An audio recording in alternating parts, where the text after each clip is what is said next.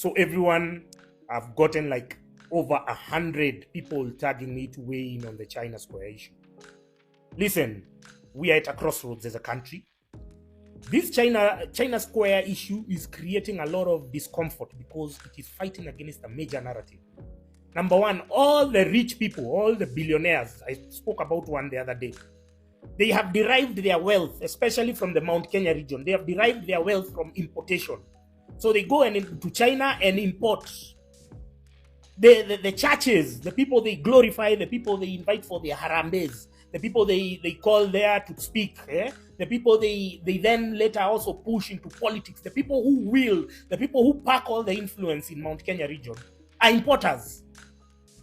Mount Kenya region, the manufacturers were suppressed, everything, nobody speaks, but the importers have a lot of clout, they have a lot of say in the domestic politics, in the regional politics of the area, and even in the national politics. They're all importers. None of them does any value addition, none of them does any manufacturing, none of them is an inventor, none of them supports local enterprise. If you want to supply today, if you want to supply one of the supermarkets, if you want to supply your farmer, you want to supply cabbages, they will not give you a chance.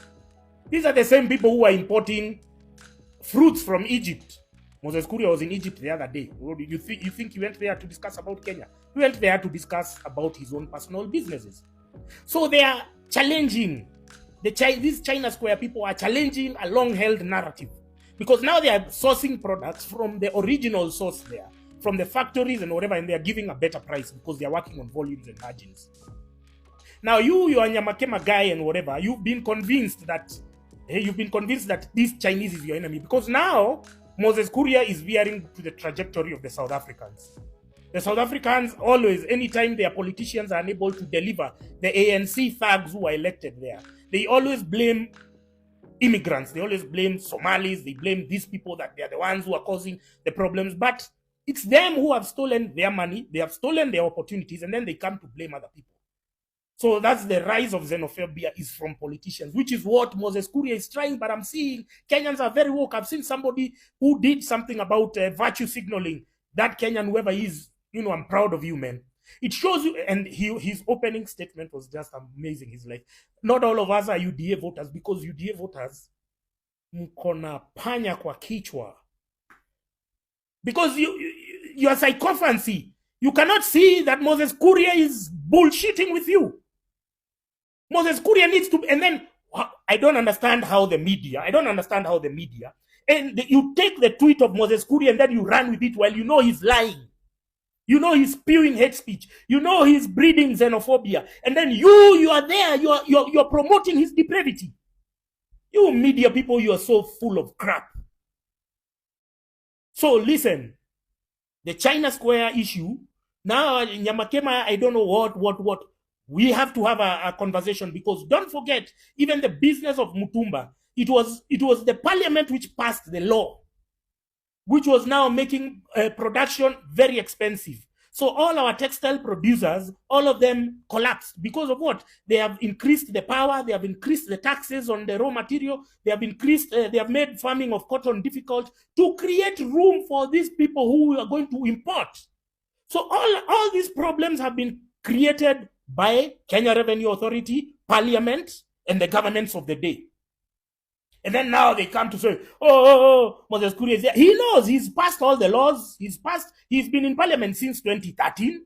He knows he's passed all these laws which have led to this moment.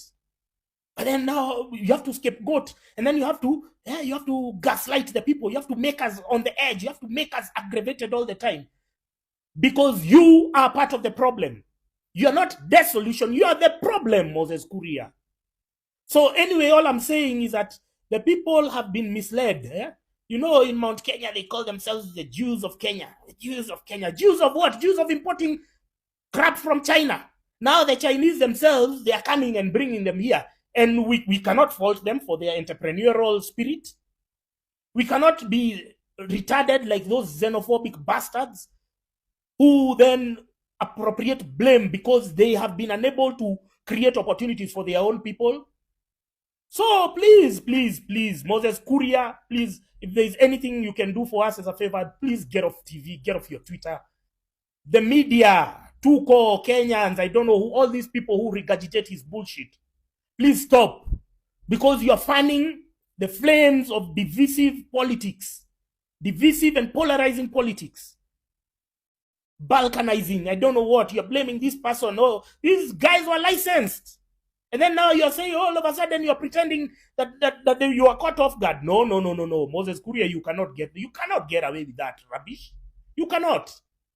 So the key here is understand that Mount Kenya people, I tell you, through religion and narratives and Kameme and Inoro, they've been dumbed down. Here there is nothing.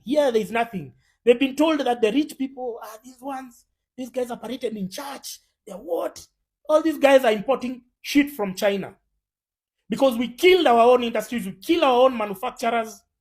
We imposed taxes, levies, high power costs.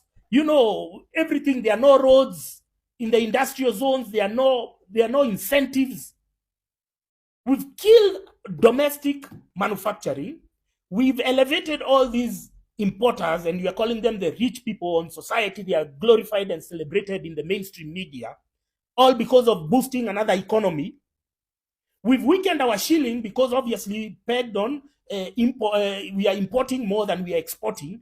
We killed our traditional value-adding industries. We killed coffee, we killed tea, we killed horticulture, we killed cotton farming, pyrethrum farming.